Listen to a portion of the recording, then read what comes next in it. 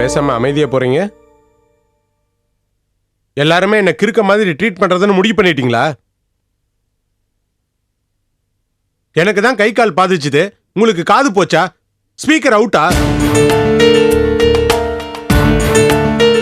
எதையாவது பேசி தொலைங்க. எனக்குள்ள நானே பேசி பைத்தியம் முடிச்சிடும் போல இருக்கு. பேசுங்கப்பா. என்னடா பேசுறது? உன்ன மாதிரி ஆளுகிட்ட என்ன பேசுறதுன்னு எனக்கு புரியலடா. எனக்கு மட்டும் இல்லடா, லீலாவுக்கும் புரியல. உனக்கு ஆறுதல் சொல்றதுக்கும் அன்பா பேசுறதுக்கும் வந்தவங்க அத்தனை பேரையும் வெறிநாய் கடிக்கிற மாதிரி கடிச்சு விரட்டி விட்ட. உனக்காக 4 நாள் லீவை போட்டுட்டு பணிவிட செய்யணும்னு லீலா நினைச்சிச்சு. கண்ணா பின்னான்னு பேசி அந்த பொண்ணையும் விரட்டி விட்ட. 4 நாளுக்கு அப்புறம் 5வது நாள் பழையபடி நான் நல்லபடி ஆகி டான்ஸ் ஆடுவேன்னு டாக்டர் சொன்னாரா?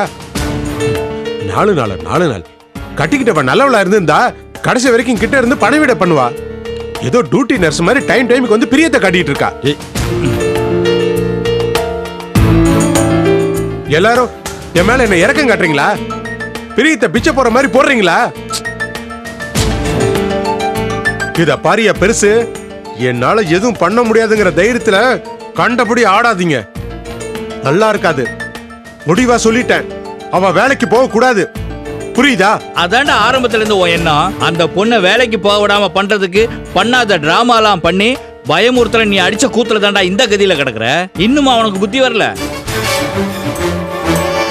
இத பாரா, உன் மேல பிரியமா இருக்கிறவங்க எல்லாரும் உன்னை விட்டுட்டு போயிட்டாங்க. பெத்த கடமைக்கு நான் மட்டும் இருக்கிறேன். என்னையும் இங்க இருந்து போக வச்சிடாத.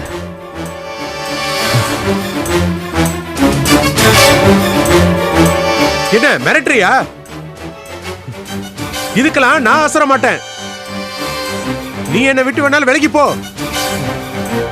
அதுக்கெல்லாம் நான் பயப்பட மாட்டேன். போ. அவ எப்படி வேலைக்கு போறான்னு பாக்குறேன்.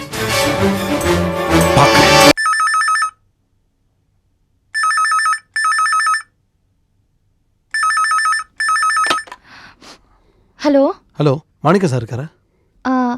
அவர் பாத்ரூமில் இருக்காரு. என்ன விஷயம்? யூனியனில் ரொம்ப பிரச்சனையாக இருக்குது. 5 நாள் 3 நாள்னு பேசிக்கிறாங்க. என்ன பண்ணலான்னு கேட்டு சொல்கிறீங்களா? நீங்கள் சொல்கிறது எனக்கு ஒன்றுமே புரியல. ஒரு நிமிஷம் இருங்க. என்னங்க ஃபோன். ஒன்றுமே புரியல, நீங்கள் பேசுங்க. ஹலோ, நான் முருகன் பேசுகிறேன் சார். சொல்லுங்கள், என்னாச்சு விஷயம்? ஸ்ட்ரைக்கு முடிவாயிடுச்சு சார். நாம் கண்டிப்பாக கலந்து தான் ஆகணும். அசோசியேஷனில் வேறு சொல்லிட்டாங்க சார். சரி, எத்தனை நாள் சொல்கிறாங்க? அநேகமாக 3 நாள் இருக்கும் சார். பார்ட்டிங்களுக்கு மெசேஜ் பாஸ் பண்ணிவிடுங்க. அதை சொல்ல தான் ஃபோன் பண்ணேன். வச்சுட்டுங்களா சார்? என்னங்க, யார் ஃபோனில்? நாலுலேருந்து 3 நாள் லாரி ஸ்ட்ரைக்கா. அதுக்கேங்க நீங்கள் வருத்தப்படுறீங்க? என்ன சரோ, சிமெண்ட் கம்பெனிக்கு நாளைக்கு தான் முதல்ல ட்ரிப் போட்ட போகிறோம். எடுத்த எடுப்புலேயே எப்படின்னா மனுஷனுக்கு சங்கடம் வராதா? என்னண்ணே, 4லேருந்து 3 நாள் லாரி ஸ்ட்ரைக்காண்டா. அப்படியா? என்னடா சாதாரணமாக அப்படியாங்கிற? நாம் என்ன பண்ண முடியும்? டேய், நாளைக்கு தான் முதல்ல சிமெண்ட் கம்பெனிக்கு ட்ரிப் போட்ட போகிறோம். இப்போ அவருக்கு ஃபோன் பண்ணி ஸ்ட்ரைக்குன்னு சொல்கிறதுக்கு சங்கடமாக இருக்காதா? அதுக்கு நாம் என்ன பண்ண முடியும்? பொய்யா சொல்கிறோம். ஸ்ட்ரைக்குன்றது நிஜம் தானே. என்ன செல்வம், உடம்பு எதுவும் சரியில்லையா? மனசு தான் சரியில்லை. என்னடா, என்ன ஆச்சு உனக்கு? லீலாவை நினச்சா மனசு கஷ்டமாக இருக்கு. அவள் வீட்டில் பிரச்சனைகள், மனசுக்கு சங்கடமாக இருக்கு. ஏண்டா, இது தெரிஞ்ச விஷயம் தானே. அந்த ரவி ஒரு பைத்தியக்காரன். அவன் பண்ணுற கிறுக்குத்தனத்துக்கெல்லாம் நீ எப்படி பொறுப்பாக முடியும்? இல்லைண்ணே, லீலாவுக்கு நான் உதவி பண்ண போய் தான் இவ்வளோ பிரச்சனைகள் அவள் வீட்டில். நான் பேசாமல் இருந்திருக்கணும் முதலையே. செல்வம், இதெல்லாம் தான் ஏற்கனவே பேசி முடிச்சாச்சுல்ல. மறுபடியும் இதே பேசிட்டு இருந்தா உங்களுக்கு வருத்தமா தான் இருக்கும். சரி, நான் கடை கிளம்புறேன். என்னவா அவனுக்கு? லீலாவோட பிரச்சனையை நினைச்சுதான் ரொம்ப சங்கடப்பட்டுட்டு இருக்காரு போல இருக்கு. ரொம்ப ஆச்சரியமா இருக்கு சரோ. இதுல ஆச்சரியப்படுறதுக்கு என்னங்க இருக்கு? லீலா மேல செல்வம் நிஜமான அக்கறை வச்சிருக்காரு. அதுவும் இல்லாம நம்மளாலதான் இந்த பிரச்சனை வந்திருக்குங்கிற குற்ற உணர்ச்சியும் இருக்கும் போல இருக்கு. இல்ல சரோ, லீலாக்கு வேலை வாங்கி கொடுத்ததுனால தானே நம்ம வீட்டில் அவ்வளோ பெரிய பிரச்சனை கிளம்பிச்சு. அப்ப எல்லாம் எந்த குற்ற உணர்ச்சியும் இல்லாம இருந்தவன் இப்போ ஏதோ பெருசா பறி கொடுத்த மாதிரி இல்லை தெரியுதா? அதை நினைச்சாதான் எனக்கும் சங்கடமா இருக்கு. இவனோட பிரச்சனையே தனியாக இருக்கிறது தான். அருந்ததி இவனோட ஒழுங்காக இருந்து இவன் வாழ்க்கையும் செட்டிலாக இருந்துச்சுன்னா இவ்வளோ தூரத்துக்கு கவலைப்பட்டிருக்க மாட்டான். ஆமாங்க, நீங்க சொல்றதும் சரிதான். இப்போ என்ன சார் பண்ணுறது? கூடிய சீக்கிரத்துல இவருக்கு ஒரு நல்ல வாழ்க்கை அமைச்சு தரத்துக்கு நாம தான் ஏற்பாடு பண்ணணுங்க.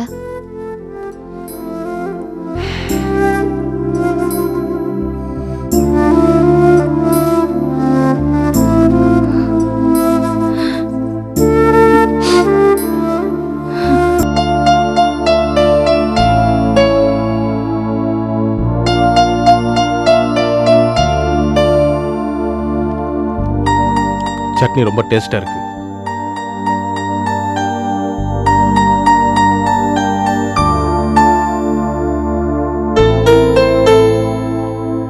இப்படியே டெய்லி டேஸ்டா சமைச்சேன்னு வச்சுக்கோங்க, கண்ணா பின்னான்னு சாப்பிட்டு எக்கச்சக்கமா வெயிட் போட்டுருவேன்.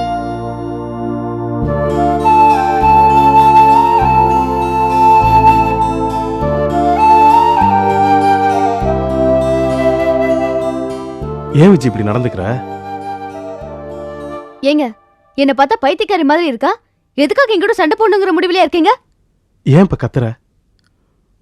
உன்னை அறியாமலே உன் பக்கம் இருக்கிற தவறுகளை எடுத்து சொன்னது தப்பா? நான் தான் இதோட இந்த பேச்சை விட்டுருங்கன்னு சொன்னேன்ல. மறுபடியும் ஏன் அதையே பேசிட்டு இருக்கீங்க? விஜய், குடும்பம்னு இருந்தா கருத்து வேறுபாடுகள் வர்றது சகஜம். அதை அனுசரிச்சு தான் போகணும். அதுக்காக மூஞ்சியை தூக்கி வச்சுட்டா இருக்காது. அதுவும் ஆபீஸ் போற நேரத்தில் இப்படி இருந்தா நல்லாவா இருக்கு? ஓஹோ, இப்பெல்லாம் இந்த மூஞ்சி பார்க்க பிடிக்கலையோ? விஜய், பொறுமைக்கு ஒரு அளவு கத்தாதீங்க. கத்துறனா? ஒரு பிரச்சனை வந்துச்சுன்னா அதுக்கப்புறம் நார்மலாவே இருக்க கூடாதா? இப்படி இருந்துச்சுன்னு வச்சுக்கோ விஜய், அது நம்ம ரெண்டு பேருக்குமே நல்லது இல்ல. வீணா என்ன டென்ஷன் பண்ணாதீங்க. நான் நார்மலா தான் இருக்கேன். ஆமா, நீங்க சொல்றத அப்படியே நாங்க நம்பிடணும். என்னைக்கா ஒரு நாள் எங்கிட்ட சண்டை போட்ட பிறகு நீயா வந்து எங்கிட்ட பேசிருக்கியா? எப்போ நான் தானே உங்ககிட்ட வந்து கெஞ்சி கெஞ்சி பேசிட்டு இருக்கேன்? முதல்ல நீ என்கிட்ட இப்படி நடந்துக்கிறது கரெக்டான்னு யோசிச்சு பாரு விஜய். முடிவா சொல்றேங்க. என் மேல தப்பு இருந்தா சொல்லுங்க, நான் அதை அட்ஜஸ்ட் பண்ணிக்கிட்டு போறேன். உங்க வீட்டு ஆளுங்க சொல்றாங்கிறதுக்காக ஆடாதீங்க, அது சரியில்லை. இங்க பாரு, எங்க வீட்டாளுங்க பக்கம் தப்பு இருக்குங்கிற ஒரே ஒரு காரணத்துக்காக நீ சொல்றதுக்கெல்லாம் என்னால தலையாட்டிட்டு இருக்க முடியாது. அதான் தெரியுமே. நானும் உங்க வீட்டு ஆளுங்க பேச்சை எடுக்காதீங்க, பத்துக்கிட்டு வருதுன்னு எத்தனையோ தடவை சொல்லிட்டேன். ஆனா அதை கேட்காம மறுபடியும் அதே பேச்சை எடுத்து ஏன் நிம்மதியை கெடுக்குறீங்கன்னு தெரியல.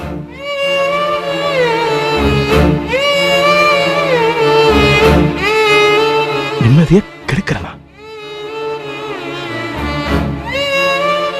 கரெக்ட் தான் விஜய்.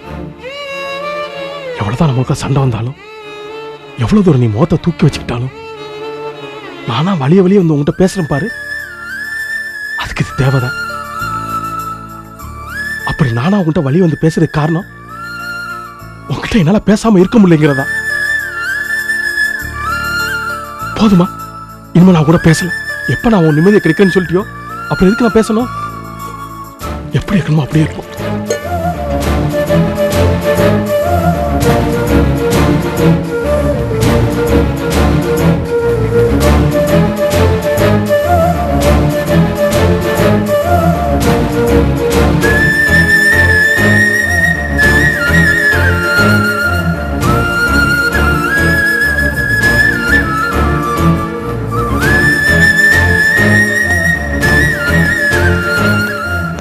வரேன்பா. கோபி, என்னடா? ஏய், என்ன மாப்ள? இன்னும் தெரியலையா மாமா? ஏதோ சண்டையா? என்னாச்சு விஜய்? எங்க மாப்ள? அவர் என்ன அடிக்கணும், என்கிட்ட சண்டை போடணும், இதோ இந்த மாதிரி கிளம்புறத பார்த்து வேடிக்கை பார்க்கணும்னு நிறைய பேர் ஆசைப்பட்டாங்கல்ல, பார்த்து ரசிக்க சொல்லுங்க. விஜய், விஜய், எங்கம்மா போற? விஜய், எங்கம்மா போற? விஜய், சொன்னா கேளுமா? விஜய், சொல்ற கேளுமா? மாமா, இல்ல சொல்லுங்க மாமா. எதுவும் வந்தாலும் கோபி வந்தாலும் பேசு. இல்லம்மா. விஜய், விஜய், சொல்ற கேளுமா?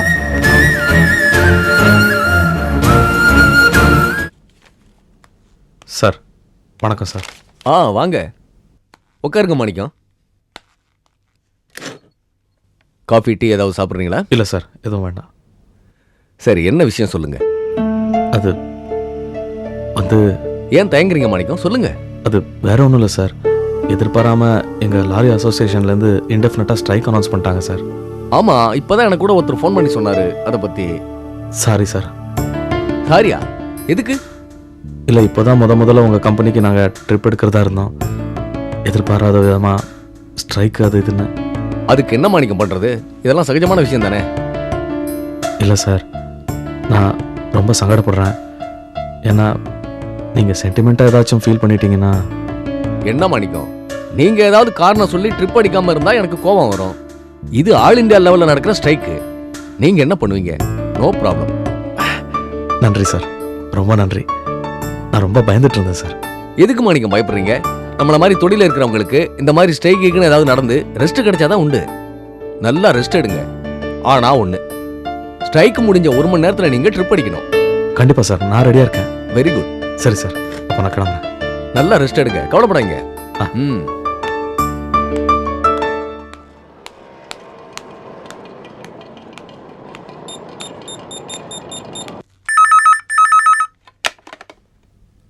Hello, Nirmala transports. நான் தாம்மா பேசுகிறேன். சொல்லுங்க சார். கொஞ்சம் செல்வத்துக்கிட்ட ஃபோனை கூட. சார் இப்பதான் அவர் கிளம்பி வீட்டுக்கு போனாரு. எனக்கு கொஞ்சம் ஒர்க் இருக்கு, அதான் பார்த்துக்கிட்டு இருக்கேன். சரிம்மா, இந்த லாரி ஸ்ட்ரைக் வர அனௌன்ஸ் ஆயிருக்குல்ல, நீ என்ன பண்ணுற, இந்த வேலையெல்லாம் முடிச்சுட்டு சாவியை வீட்டுக்கு கொண்டு வந்து கொடுத்துருமா. நான் இப்படியே வீட்டுக்கு கிளம்புறேன். சரிங்க சார். சரிம்மா.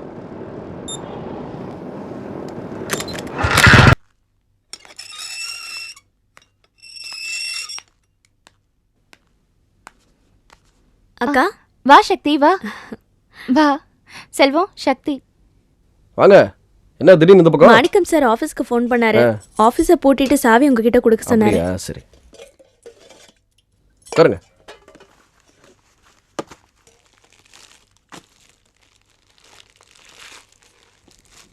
சக்தி, கொஞ்சம் உப்பு போட.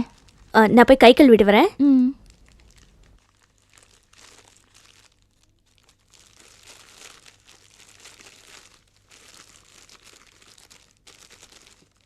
அண்ணே, சக்திக்கு டீ காஃபி ஏதாவது? அதோ கொண்டு வரேன்.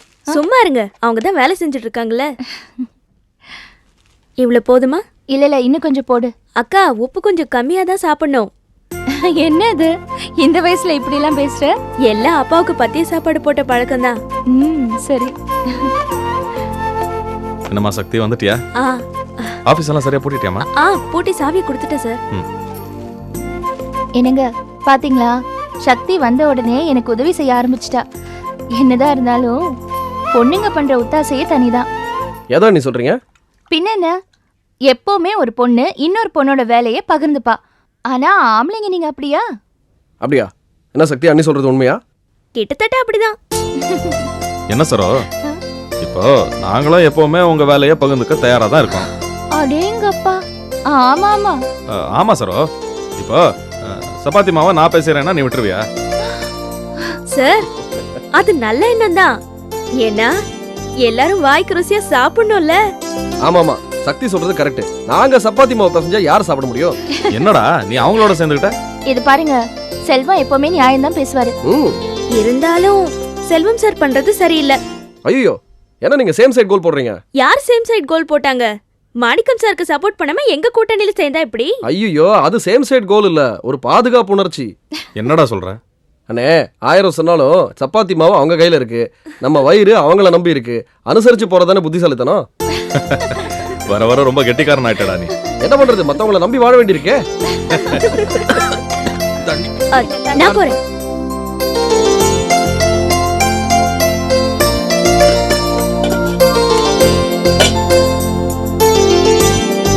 இந்தாங்க சார். என்னங்க, நான் எந்திரிக்கிறதுக்குள்ள போய் மின்னல் மாதிரி தண்ணி எடுத்து வந்துட்டீங்க.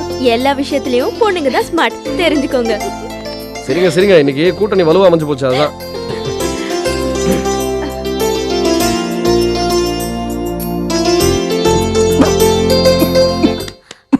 பாத்து பாத்து.